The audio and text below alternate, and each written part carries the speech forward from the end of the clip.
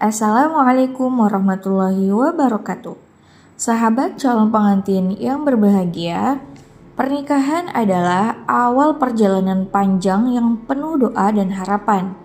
Panduan singkat ini diringkas dari buku Fondasi Keluarga Sakinah agar sahabat semua bisa lebih mudah memahami pokok-pokok penting tentang pernikahan dan rumah tangga Islami. Mari kita pelajari bersama. Semoga langkah menuju mahligai rumah tangga semakin kokoh dan penuh berkah. Bab 9, sehat raganya, kuat generasinya. 1. Hakikat kesehatan reproduksi dalam Islam. Islam memandang kesehatan reproduksi sebagai bagian dari maqasid syariah, penjagaan terhadap keturunan, hifz an-nasal. Hubungan suami istri tidak hanya perkara biologis, tapi juga amanah untuk menjaga keberlangsungan generasi dengan cara yang sehat dan bermartabat. 2. Kesehatan reproduksi menurut UU. Buku menjelaskan bahwa kesehatan reproduksi adalah keadaan sehat fisik, mental, dan sosial secara utuh, bukan hanya bebas dari penyakit. Pasangan perlu memiliki pengetahuan dan komunikasi yang baik agar dapat saling menjaga dan melindungi fungsi reproduksi. 3. Hak reproduksi untuk laki-laki dan perempuan. Kesehatan reproduksi bukan urusan perempuan saja. Baik suami maupun istri memiliki hak yang sama untuk menentukan jumlah anak, jarak kelahiran, dan waktu yang tepat untuk memiliki keturunan secara bebas dan bertanggung jawab. 4. Tanggung jawab bersama.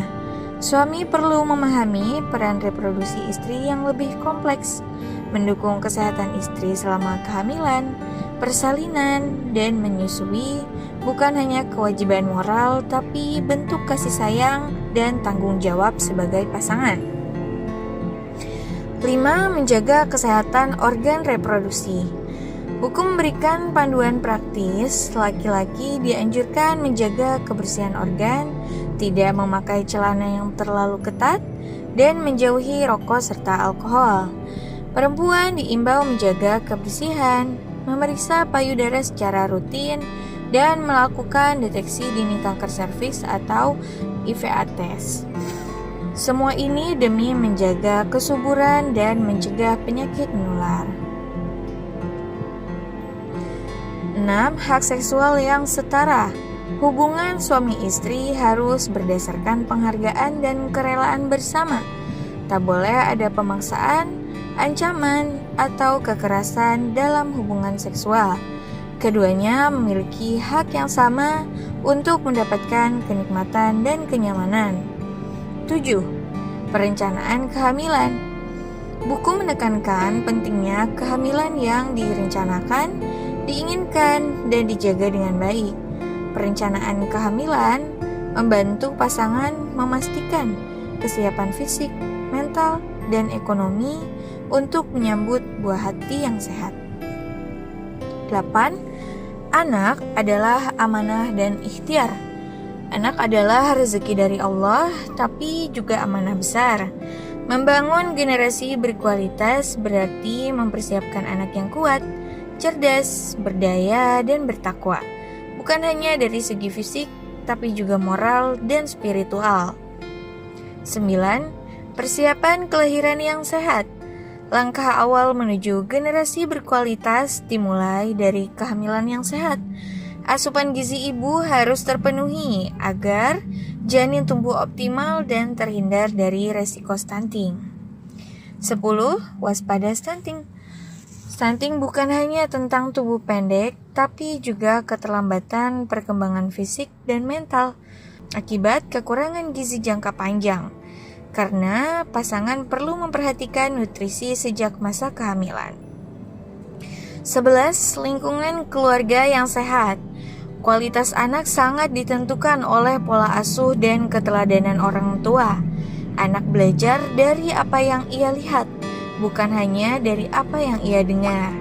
Keluarga Sakinah adalah madrasah pertama bagi generasi yang unggul. 12. Peran suami dan istri. Suami berperan sebagai pelindung dan pencari nafkah, sementara istri sebagai pendidik pertama bagi anak. Namun, keduanya harus saling bahu-membahu dalam mendidik dan menanamkan nilai-nilai Islam sejak dini. 13. Membangun generasi berdaya saing. Islam menyeru agar umat tidak meninggalkan keturunan yang lemah. Quran Surat An-Nisa ayat 9.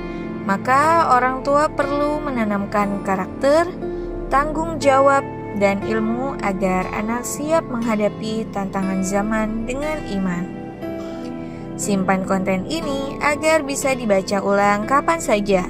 Bab sebelumnya bisa sahabat simak di ebook atau postingan sebelumnya. Nantikan bab selanjutnya yang insya Allah lebih seru dan bermanfaat. Ikuti juga channel KUA 3 Raksa untuk update terbaru. Alhamdulillah, demikian panduan singkat yang dapat kami sampaikan. Ringkasan ini hanyalah bekal awal, bukan pengganti buku aslinya. Untuk pemahaman yang lebih lengkap, silakan merujuk pada edisi resmi terbitan Kementerian Agama Republik Indonesia. Semoga bermanfaat dan menjadi cahaya dalam membangun keluarga yang sakinah, mawaddah, dan rahmah. Wassalamualaikum warahmatullahi wabarakatuh.